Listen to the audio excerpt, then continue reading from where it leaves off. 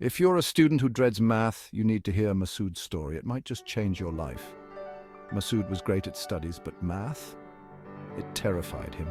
Numbers, equations, geometry, all a blur. Then came Jamal Sir. With a warm smile and a patient heart, he turned Masud's fear into fascination.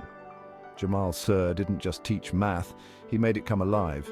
From dividing apples to counting minutes on a clock, he used everyday examples to simplify complex concepts.